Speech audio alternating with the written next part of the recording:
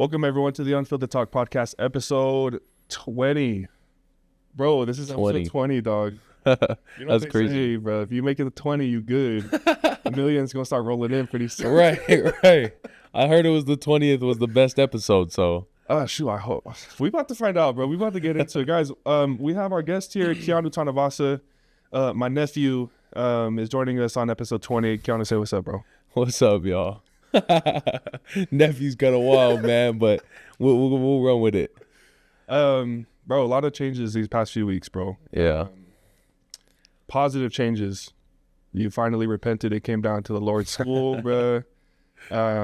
Obviously, a little bit of, what do you call it, man? Just the political turmoil in the For sure. Utah BYU For sure, rivalry, right? But what I wanted to get into some questions. So first, like, obviously some noticeable accolades that you had. You were a freshman All-American, noticeable mention, honorable mention in 2022. 22. And then 2023, also another honorable mention, all Big 12 or all Pac-12. Mm-hmm. This past year, same thing. So you know ball. We know, bro. Not basketball, but you know ball. I know ball. I know football for sure. Basketball might be a little different, but I seen the shot last time we played. Like, nah, that wasn't that. Ball, he don't know. It wasn't that one, bro. Ask Pepe Tanuvasa, a former Cougar, man. He knows. Oh my gosh, the Pepe dog. He's just a motor guy on the court, bro. That's one of those guys that just runs. You play with him often? Not anymore, but when he's here, yeah. Yeah, he's a lot of fun to play with, bro. Let's jump straight into it, bro. I'm not going to waste a whole lot of time. You've been on the podcast before.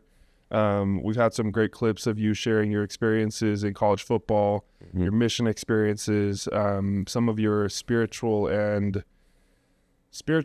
professional insights, right, with college football and just life in general. Yeah. But let's jump into, how would you characterize your time at the University of Utah, and what were some of your favorite moments, and also some moments of frustration? My time, it's hard to put a one-word label on it because it was everything that I needed it to be, So I feel like it was just an all-around great experience. Really developed me into the person that I am. When I came off my mission, I was still, you come off and you're still trying to figure out who you are in the real world. It's a tough transition back to worrying just about yourself and what am I going to do with my life? Who am I pursuing? All of these things. And the U was filled with a culture that was necessary for my development. For the last 3 years, I was there for 3 years, and that was everything that I wanted it to be, everything that I needed it to be. And there's trials and tribulations. It was difficult. I faced one too many injuries over at the U, which was the word, something you never want to see in football athletics. I had a great education system, great friends, great teammates, great coaches, just all around. Again, the culture was huge. I found it a little difficult sometimes to kind of just represent some of my core values, just of being in church and stuff like that. But I had a really good support system of guys that represented the Savior and were examples, plenty of them that fought for our faith and did those things. And it was just a great experience. So I would characterize my time at the U as just everything that I needed in that moment. But obviously, us talking about and now worrying a why, right? It's now being at the point where I realize that I need something else in this moment. Yeah. Okay. So let's talk about some of those moments. So, like, obviously, your time at Utah, you'd mentioned it was everything that you needed to, specifically in those times and those moments that you just shared. Mm-hmm. When did you see that your needs changed, that you needed a different scenery, different view? I think the 2024 year, right? Not just the season. Okay. Programs are going to have up and down seasons, right? Utah is an amazing program, and it was a rough year. We were so close to going, 11-2, and we went 5-7. But that's football. That's life, So it was really the 2024 year that just kind of opened my eyes to a lot of different things, that in the pursuits of what I wanted, in the pursuits of now my fiance, in the pursuits of my future and life beyond football that became a reality, you have to think about that when you're injured. You're faced with that the second that you get injured, and you're like, wait, this game isn't forever. I already knew that, but now it's real. And so in facing that, at the end of the season, when the decision really started putting pressure on me was when I got my second contract, or my contract to sign to stay at the U. And I sat many nights just with it in front of me, and I didn't sign it.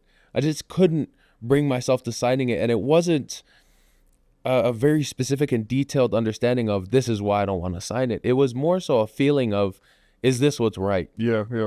And because of all those thoughts prior to leading throughout that year, it just all led up to that contract, that decision of coming back. And ultimately I felt swayed and kind of pursued by God to move somewhere else. Yeah. And so when you say it didn't feel right, you're not talking about like this is evil or this is like morally wrong. You're talking about like not right for my future, like Right. for my family, like how your vision for how you want your future, it just wasn't right for that moment. Is that correct? Absolutely. Okay. So obviously the biggest question has been about NIL, and it's been a huge question for players in general. It's not just like for you or for players who leave from Utah and go to BYU, or go from BYU and go to Utah. It's a question overall about the transfer portal. It's what do you call that? It's ethical justification, right? Like for it even existing. Yeah. But for you, let's get into kind of some of the details. So, what does the NIL situation look like at the University of Utah as a player, and then what does it look like at BYU now that you've had some limited interactions with them? NIL to me is going to look like NIL wherever it is. It may look different. It may have a little bit more of baggage behind it, but ultimately there's not too much difference between BYU and Utah. I mean, everybody, I've Controversial take, brother. it's a very controversial take, and I think at the same time, even in my communications with the people at the U, it was anyone that's coming out of the portal is actually open to getting more money as opposed to returning to a school. That's just because of the value behind you entering the portal, as well as the capacity of player that you are. And so I didn't feel a difference. Even so, when I was in the transfer portal during that time, the NIL at Utah was pursuing me just as much as any other school. So they were upping my contract and offering me more things. But that's where it became that people don't understand is it wasn't about the money. It was all about the pursuit of life beyond football. Yep. The connections and the integration that I wanted to have with people, what was best for my fiance, my kids, who could I work with later down the line? How can I build my brand, right? That's connections. That's not money. That's business. That's not money, And so with those things, it came down to that. And Utah has a great NIL program. People are saying bad things about it. And I'm like, man, I had everything that I needed and could have wanted and more to stay at the U. Yeah. But ultimately, that wasn't the pull. It wasn't about the money. That makes a lot more sense. I think that people often forget that the consideration for things, like you said, life after football, bro. Here I am 2 years after my last season, and I got to consider like a job. I got to consider benefits. I got to consider a career. Got to consider a kid coming on the way.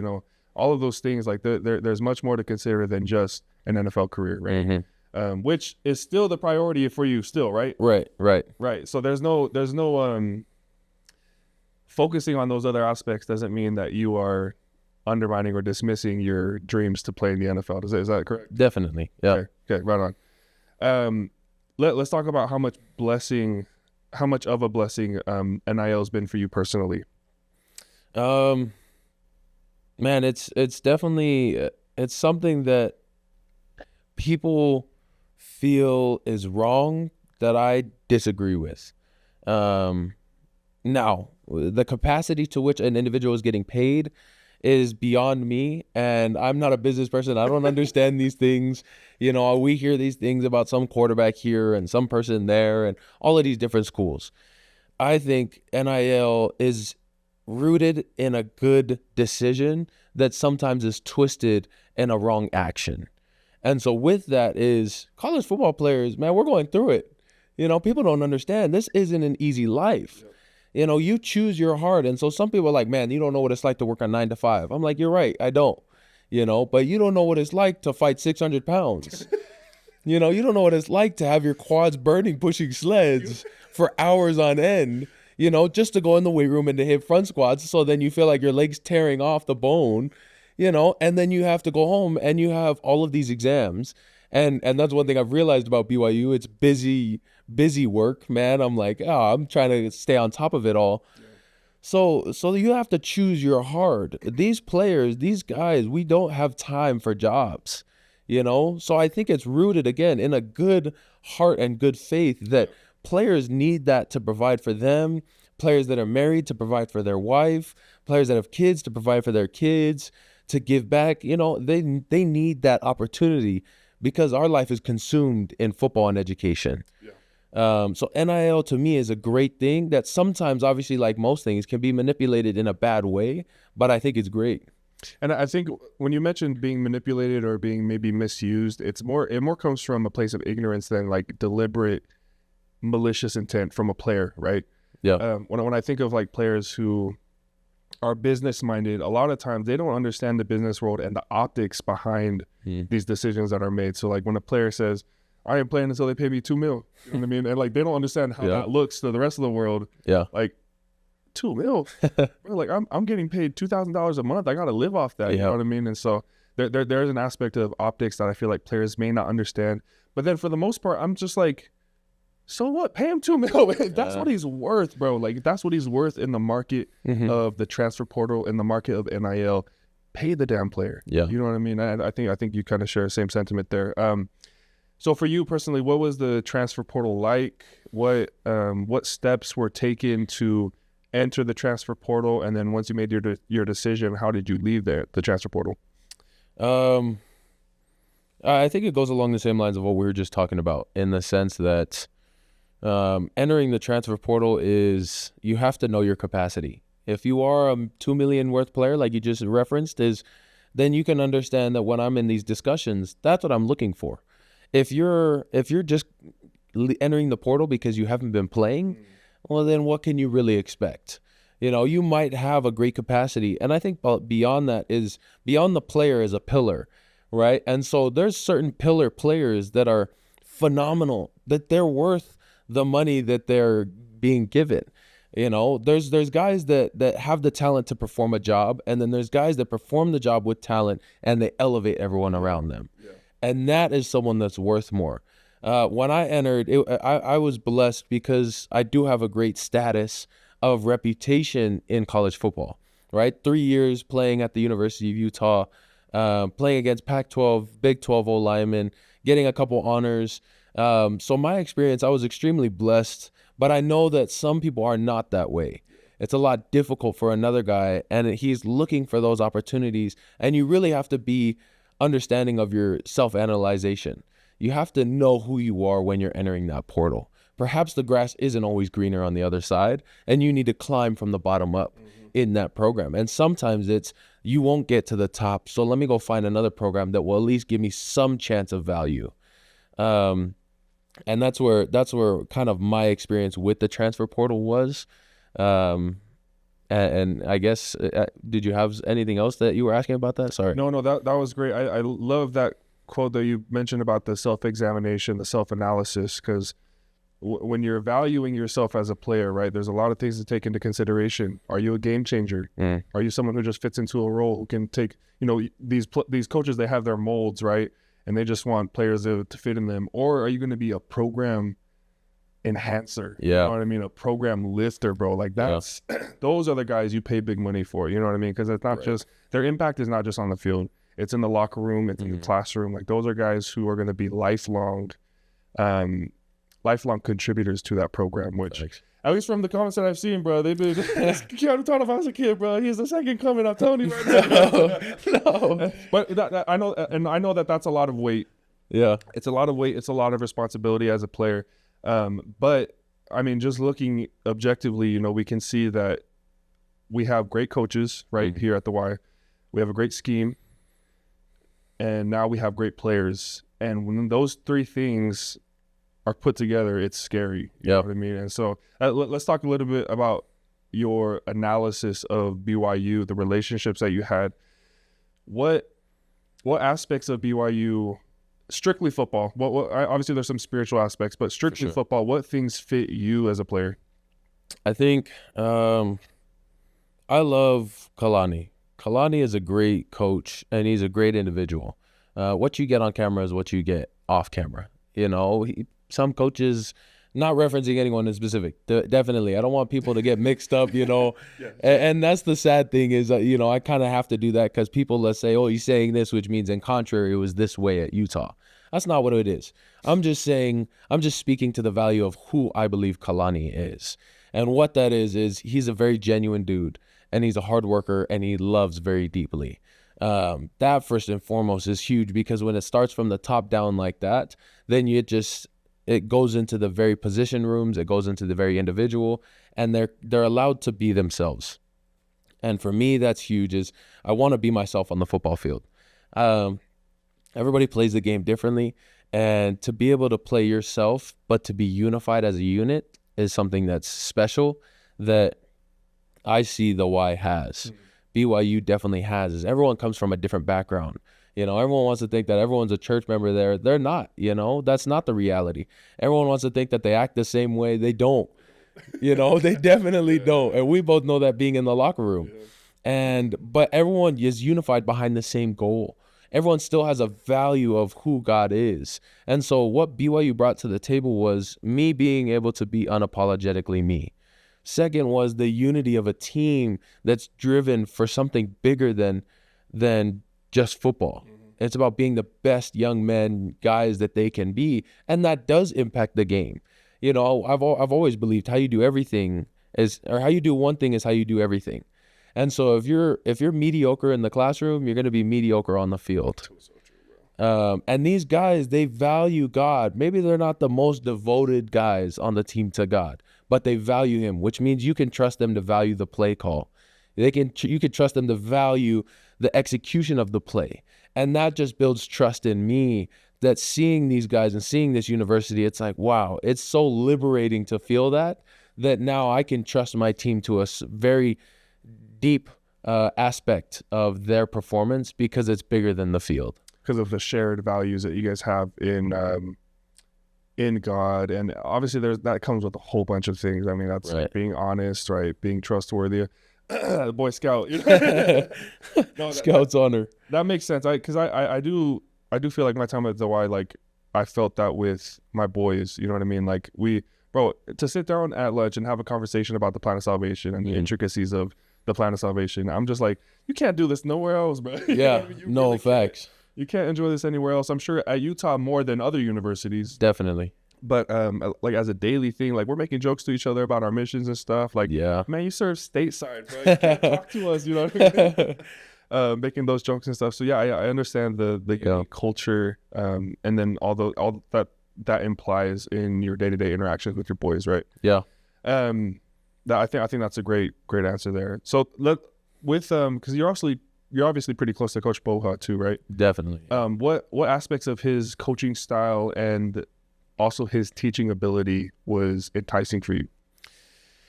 Coach Boha and I mean, he recruited me out of high school, and at that point, he was someone that believed in me heavily, and that's something that I am extremely grateful for, because I mean, there's a lot of whirlwinds of emotions and opinions out there, and a lot of people are going to say a lot of things about me even back then, and so to be where I am now, he was one of the first people that were like, this is who you can be, you know. And so now to be reunited with him, that's a blessing to feel that. I love his coaching style because he has learned to connect the principles of the gospel with the principles of the game. And that integration allows for clarity and performance to be elevated.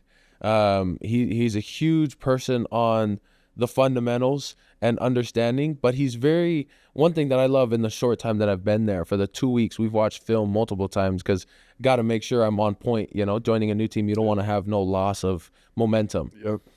And so in joining and talking with him and having these meetings, I love how detailed he is in the little things. He has an understanding of what went wrong here. Okay, I can analyze your film and see immediately that this was tweaked. And he has like these 3 things. It's not a long list of what's being messed up. He knows what to fix, what to tweak. He's a very veteran coach, a veteran guy who played for a long time. And being under that is something that I feel will take my game to the next level. Absolutely. I completely agree. The limited time that I had with him in the film room because I stayed for a lot of the winter workouts and then through some of spring ball, but like his philosophy on playing defensive lineman, it comes from a place of knowledge, personal experience. Yeah. You don't get that everywhere.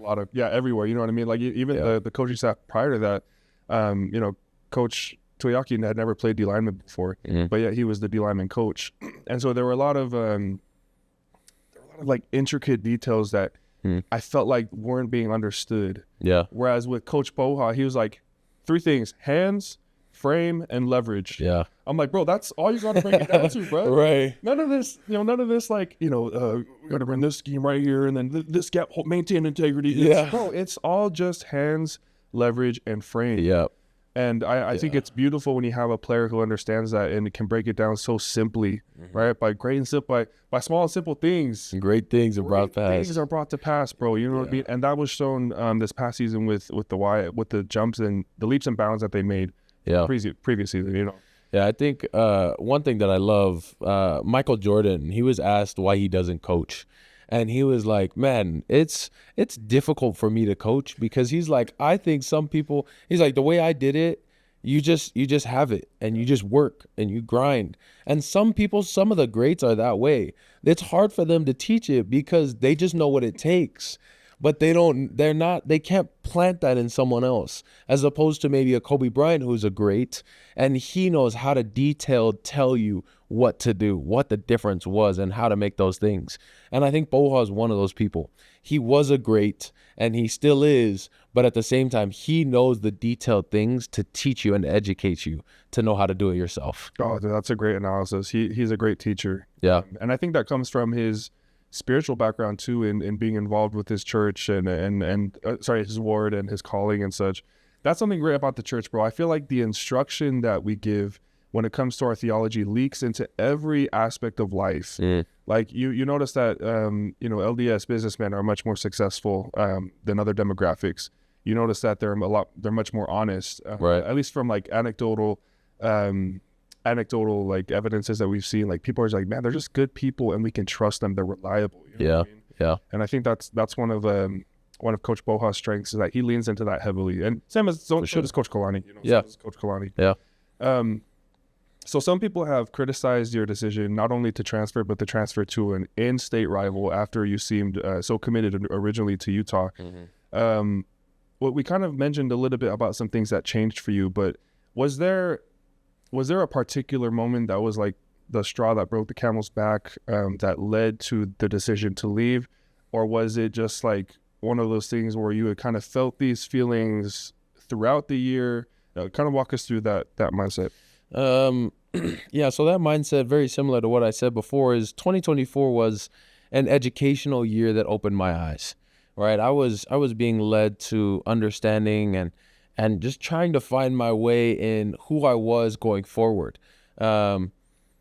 Ultimately, what led to the final straw was getting down to that last contract and realizing, okay, I'm going to come back another year, which is ultimately what I believed. I mean, we had settled on what I needed to come back and what I was feeling and desirable. And I knew all the things, I knew that next year I'd be a captain at the U. I had a reputation. I knew everything. I knew the film room, all of the stuff that would necessarily make me great even more. I already understood it all. And so along with that just came the decision to think more about beyond the game. That's really what it was.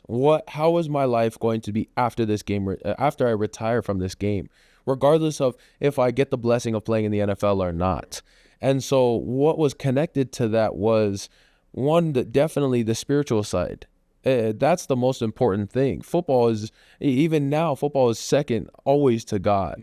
Second is family, and along with family is now having a fiance, soon to be married, and then to have kids. what am I going to do for those kids after the game? Yeah. You know, they're not going to care what type of person I was on the TV. You know, they're going to care about who I am when I show up for them. Yeah. You know, and what am I doing to pay the price to have a brand that, you know, per se for my goals is not to work a 9 to 5 after I finish, that I can show up to their recitals. I can show up to their practices. I can pick them up from school. I'm not forced to anyone else's time, you know, frame and limited to the opportunities that I get to raise my kids. And so a part of that was really a big decision and a pull to be like, okay, God, this is in your hands.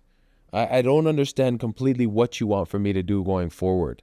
I have these feelings and I believe that they're from you. I've prayed about them. I've gone to the temple. I've done these things. I've talked with my future spouse, all of these things. I'm going to take a leap of faith, and I want you to I'm just going to try my best to stay next to you. And if it's a leap of faith, you know, for me, I was reading all my scriptures, trying to do what was right. If it's like an Abraham story and you say, I just want you to give me what you have.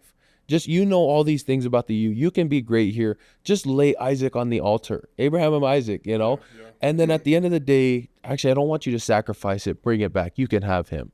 You know, for me, it was, I'm willing to look vulnerable, look wrong, and be like, okay, I entered the portal, Utah, but actually I want to come back. It didn't work out. Yeah. It didn't work out. I realized that this is home. And if that was the case, then that was going to be the case. But I knew that at least I was following what God had for me. And that ultimately led me here. Now, being here for the past 2 weeks, I've had days and nights that have been long, you know, and I've stayed awake and I've been like, man, did I make the right decision? And every day that I've been here has been a stepping stone and a stepping stone and a stepping stone to be like, wow, I am so happy that God led me here. There's nothing that I have against the U, but I know that God's plan to bring me here was divine, and I am so blessed to be here. Let's talk about that. Let's call it personal prompting revelation that you received. I think people misunderstand how, like, our conception of personal revelation and the way it's received, right? Yeah. Because I know exactly what you're talking about. When someone else hears it, they're thinking, oh, so God just told you to go to BYU to have more money. You know what I mean? Like, like for us, because, you know, I think of Doctrine and Covenants, section 8 and 9, right? God talking to Oliver Cowdery, telling him, work it out in your mind, right? Make a plan, and then evaluate all of the different alternative actions that you could take. Yeah. And then in that analysis, I will tell you in your heart and in your mind what is right for you, right? Yeah. So for you, let me know if I'm characterizing this correctly.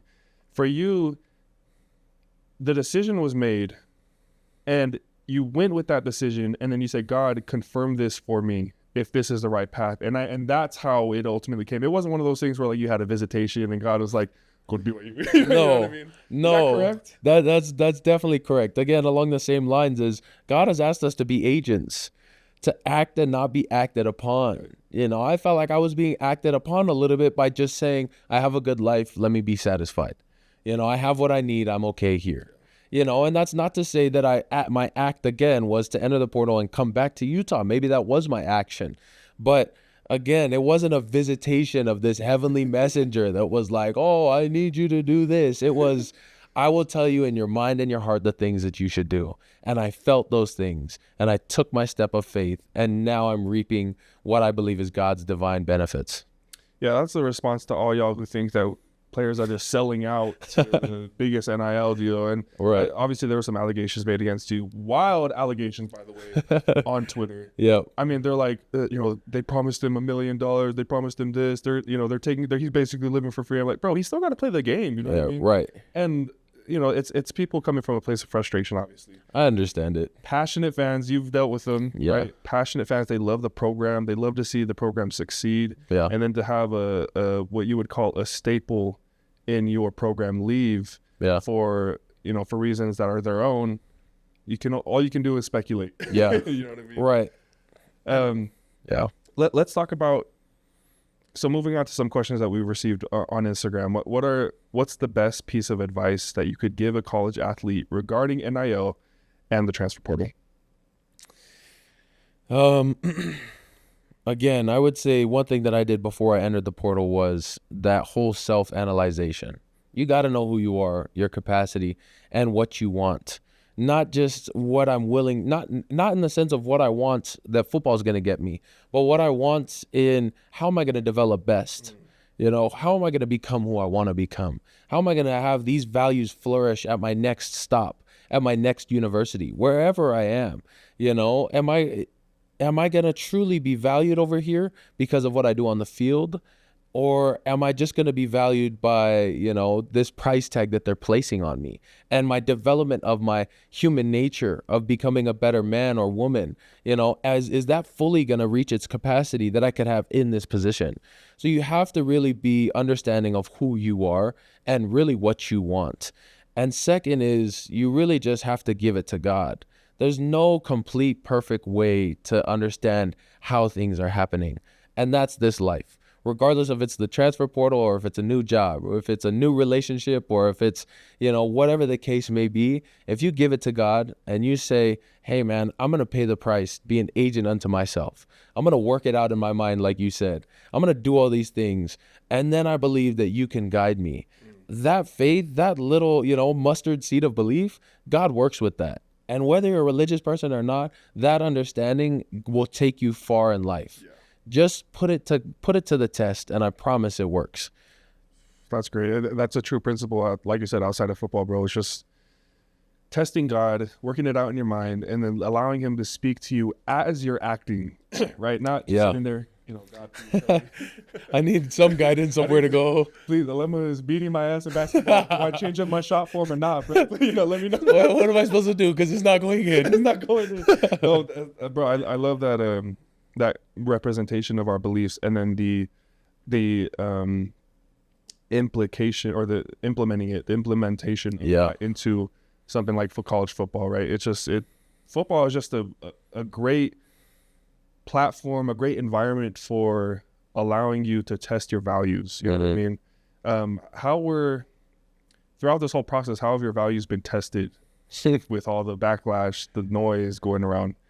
Yeah, I think I've, you know, I'm working on being willing to be vulnerable because I think that's what people can truly learn from, you know. So if I'm going to be completely honest, man, this has been some of the hardest times of my life. I've truly developed how to block out noise now. I thought I knew what it was before, and now I do, because I understand that people are going to hate you regardless. You know, you do something good, they're going to have haters. You're going to have people saying what they feel. You do something great, people are going to say what they want. They're going to say what they do and feel. And that's like, okay, at the end of the day, I can't do any right in front of your eyes. So whose eyes really matter? And that's God's eyes, my fiance, and my family's, you know.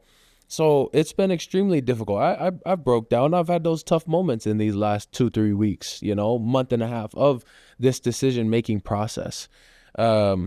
My standards, my beliefs, and what I hold to be true definitely were tested, you know, amidst so much tribulation and turbulence. But I want God to, you know, I've always wanted God to know that I believed in him in good times and in bad, whether I was standing on top of the podium or not. Yeah. You know, whether I was at the bottom of the barrel, whatever it is, I believe in God all the time, good and bad, rough and hard, you know, all of those things. And so my values were tested in the sense of where do I stand and what am I willing to do going forward? And all I knew how to do was just to take one step forward and say, I'm going to say a prayer now. I'm going to take the second that all these my phone's being blown up, but I'm going to put it away and I'm going to read my scriptures. I'm going to put it away. I'm going to find time to go walk around and listen to see what God has built and what he's given me. And regardless of what happens, I know I'm okay because I'm a son of God. Yeah. And that's, I loved that experience and I'm grateful for where I am now. Yeah. I do think that there's something to be said about someone who doesn't need to separate their religious conviction from their professional life. You know what I mean? I had an interview with someone a few months ago where we talked about business and how some members can so easily separate their religious conviction from the professional ethics. Yeah. You know what I mean? Like unfortunately, you have some members in Utah County, big business giants who think that, well, it's business, it's free game. I can rip people off if I want. I can go and be an immoral person because it's business. It's separate from my church life. Yeah. Whereas someone like you and others in at BYU are able to so easily integrate their religious conviction with work. You know what I mean? Yeah. I think that's a great. It's difficult to do. For sure. And Yeah. it was probably more difficult at the U than it is at BYU, right? Yeah, potentially, yeah. And then, obviously with you're about to be married pretty soon, bro. Like, Yeah. do we have a date picked out yet? May 2nd. May 2nd. Is it going to be in Utah? Yeah. Cool. Obviously that went into a lot of your decision making, but Definitely. what considerations were made with your fiance, with your family in this whole decision making process? First and foremost, I think I'm probably the luckiest person ever, man, to have someone like her.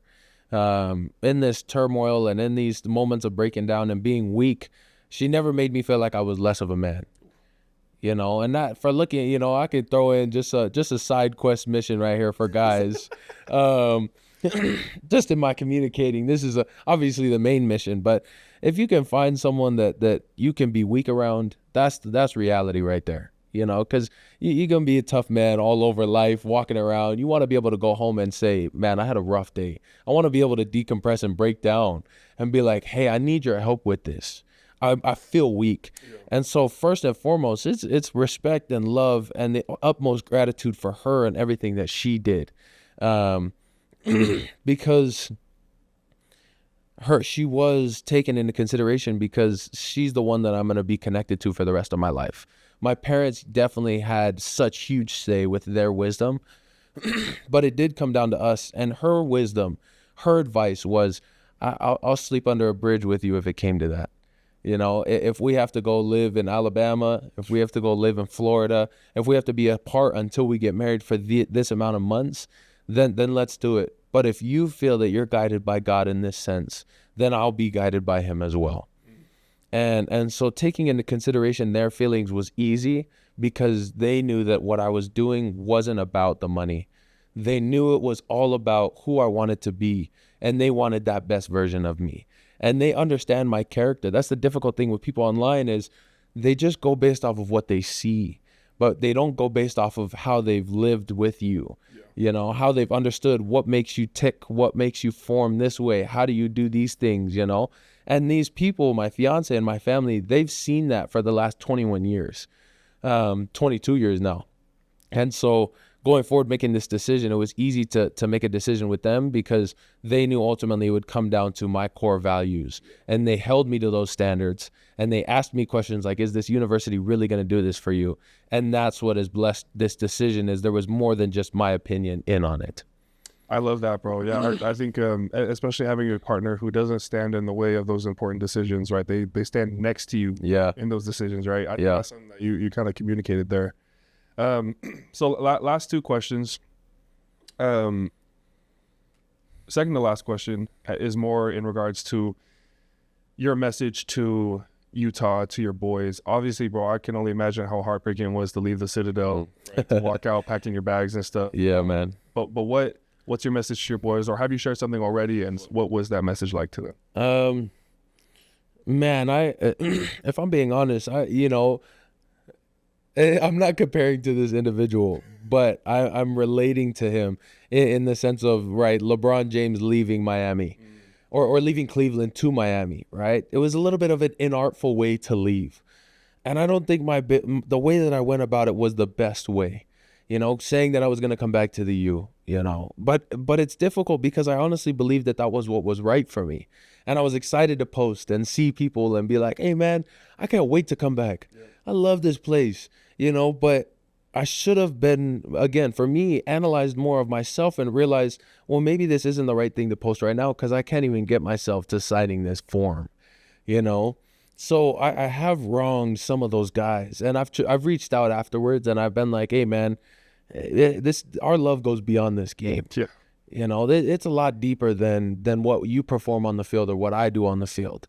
Our love is a brotherhood that is, again, goes beyond that field. And that's something that I firmly believe. And so for them, I've messaged them, and I've let a lot of them know. I haven't contacted them all. And so being where I am now in front of the mic and in front of it, it's just to say, man, that I love them.